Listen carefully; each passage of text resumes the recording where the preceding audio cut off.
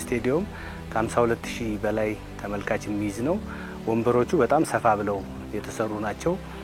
በቀላሉ የሚነሱ አይደሉም። በፀሐይ ጊዜም የማይሞቁ በቀዝቃዛ ጊዜም በጣም ፈጥነው የማይቀዘቅዙ ሆነው አይተናቸዋል።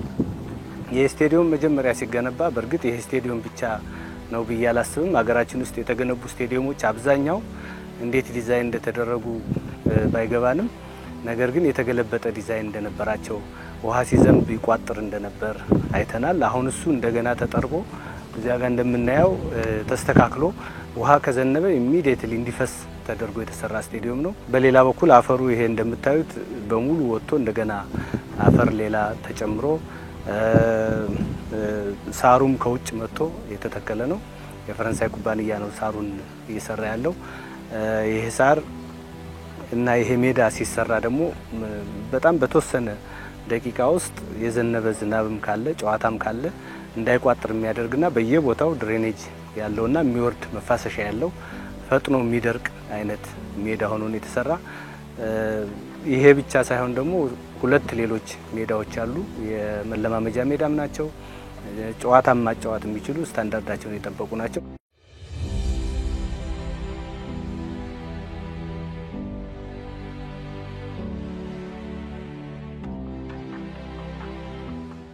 ይሄ ስቴዲየም ሲሰራ ዙሪያውን ያለው የመሮጫ ትራክ እንዳይበላሽ በጣም ትልቅ ነገር ተሰርቷል። ድልድይ ተሰርቶለት ይሄ ሁሉ አፈር ሲወጣና አዲስ አፈር ደግሞ ሲገባ በድልድይ ላይ ሄዶ ትራኩ እንዳይበላሽ ተደርጎ ነው የተሰራ።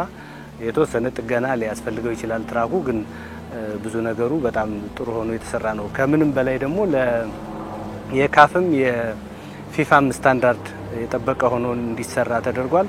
አሁን እነዚህ የምናያቸው ግንባታዎች በሙሉ አዳዲስ ናቸው። ቪአይፒዎች ወጣው የሚመለሱበት በአዲስ ነው። እንደገና ሜዳው ዙሪያውን ሌላ መግቢያ የተሰራለት ሊፍቶች ተገጥመዋል። የኢንቴሪየር ስራው እየተሰራ ነው። መብራቶች ኦልሞስት አብዛኛው ገብተዋል። የመግጠም ስራ ነው የሚቀረው። ወንበሮች እየተገጠሙ ነው። እንግዲህ በጣም ብዙ ነገር በጣም ጥሩ ነው። ሀገራችን 2029 ላይ የአፍሪካ ዋንጫ ለማዘጋጀት ጥያቄ አቅርባለች። እንግዲህ ከተፈቀደ አንዱ መዳረሻ ባህር ዳር ይሆናል ብለን እናስባለን። ባህር ዳር ዙሪያ ደግሞ እነ ጎርጎራ የተሰሩ ሎጆች አሉ። እንዲሁም ደግሞ ጎንደር ፋሲል በደንብ በሚገባ ታድሷል። ጢስ አባይ አለ፣ መንገዱ እየተሰራ ነው። እነዘግ ያሉ እሱም መንገዱ እየተሰራለት ነው። ብዙ የቱሪዝም መዳረሻ ቦታዎች በባህር ዳር አካባቢ አሉ።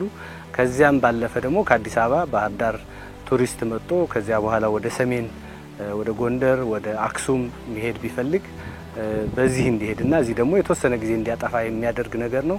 ይሄን ስቴዲየም እንግዲህ ወደፊት እያሰብን ያለ ነው። ሌሎች የአፍሪካ ብቻ ሳይሆን የዓለም ታላላቅ ክለቦች አገራቸው ላይ ኳስ የማይጫወቱበት ዘመን አለ። የበረዶ ዘመን ሲሆን በጣም ከፍተኛ ሙቀት ሲሆን ከቤት በማያስወጣበት ጊዜ ትሬኒንጋቸውን እዚህ መጥተው እንዲሰሩ ለማድረግ በጣም ትልቅ ተስፋ ያለው ስቴዲየም ነው። ላንድስኬፑ ዙሪያውን አይታችሁት ከሆነ በደንብ ሳሩም ተተክሏል። ዛፎች እንግዲህ አንድ ክረምት ካለፈ በኋላ ለውጡን የምናየው ይሆናል። ወኮዎች ተሰርተዋል። ሁሉ ነገር የቻለ ስቴዲየም ነው። ከ80 በላይ ሱቆች አሉት። ዙሪያውን 11 አካባቢ ካፌዎችና ሬስቶራንቶች አሉት። ስለዚህ ስቴዲየሙ ኳስ ለማጫወት ብቻ ሳይሆን ሰው ለመዝናናት እና ገብቶ ተዝናንቶ የሚወጣበት እቃ ገዝቶ የሚሄድበት እና የሚጎበኝ ራሱ አንድ የቱሪስት መዳረሻ ማዕከል ይሆናል ብለን እናስባለን።